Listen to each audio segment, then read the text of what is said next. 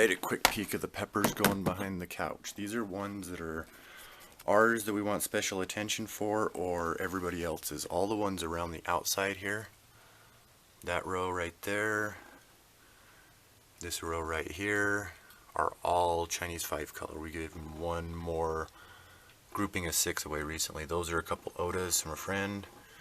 Those are a couple Purple Flash with some Chinese 5 color. And these are just 3 completely random peppers from a mix of seeds we've saved from farmers markets and ourselves only. And we have no idea what peppers they are. We just have a giant mix of like thousands of random seeds from 20 to 30 different varieties. I say closer to 30, but we'll say 20 just to be safe. But this is the peppers that we have behind the couch. Let me get a better light here on for you guys. Alright, and you look down at some of them. This one right here that was topped, for example. You can see 2 more stems are growing out of it right here. So topping is something I would highly recommend. There's a couple people that are really good on showing that stuff.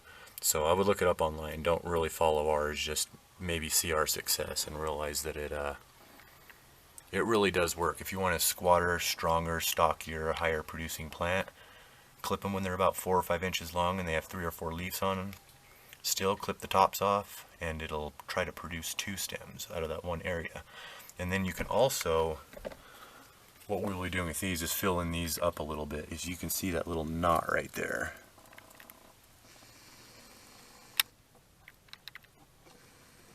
That right there is one of the nodes. You can see several of them on these leaves. Those little nodes, as the leaves have fallen off, really want to start producing roots out of them. So what we're going to do is we're going to fill up the soil a little bit higher to get those roots and stuff like that. Give them a little bit more time. They'll need transplanted or going out. Another thing, we have cats. They chewed the tops off of a lot of these. So what we have been doing is keeping the lid on when we can, but we don't like to keep the lid on too much. We like to have them get some open air, maybe fan them off a little bit every once in a while, strengthen them out, rub my hands through them. Usually after watering, I'll stick an incense stick in there and burn the smoke and close the lid a little bit. I don't know if it helps or works, but it feels like the right thing to do. The smoke is carbon ash in the air, so I know that they like carbon monoxide, and I'm pretty sure from what I've seen, as far as forestry is concerned, fires can be good for it. It can help with the growth of the plant, and especially when it's super moist in there. When it's super moist, we don't want a fungus gnat coming from across the house trying to get in here and then hitting everything. So when it's super wet like that, we put an incense stick in there, close it off, kind of smoke out everything that's in there and make it dry out. Also, let me see if I can find it. What we have been thinking about doing for the cats is 2-liter containers just like this. What we've noticed at first is that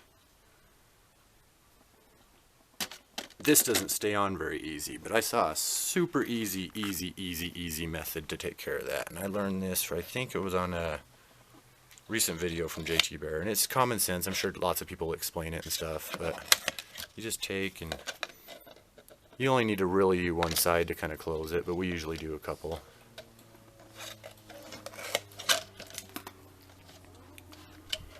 And then it'll fit on there a lot more easy. I mean, you guys kind of get the picture. I can sit there and mess with it and stuff, but I'm trying to do everything one-handed here.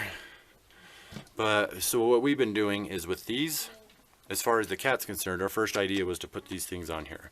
What we've been using these for now is when we give the plants away, so that the people that take them and stuff and take them to their houses and stuff have a little bit of extra protection. As far as cats are concerned, we'll probably be filling up the dirt. We haven't had any issue with them lately, but I know that they're going to hit my plant again at some point. So, some advice from somebody else, Midwest Gardener, had a thing about doing his cats, or about keeping cats out of your plants. And in his video, it's outdoors, and he shows how the loose soil attracts the neighboring cats, and if blah blah. But basically what I'm trying to show is how I've taken something that he has done and related it to what we're doing here. So this right here is a package of shish kebab sticks for 88 cents plus tax. We got 100 of these, so we bought a couple packages. That gives us $1. We got tons and tons of these sticks. And just like in his video with the cats, you can take these sticks,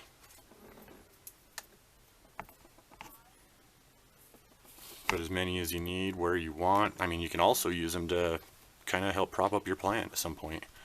That's what we had originally got them for, is just prop up new sprouts outside. But, you know, you stick a few of these in here, however many you need. The cat's going to try to put their face down there. They're really long.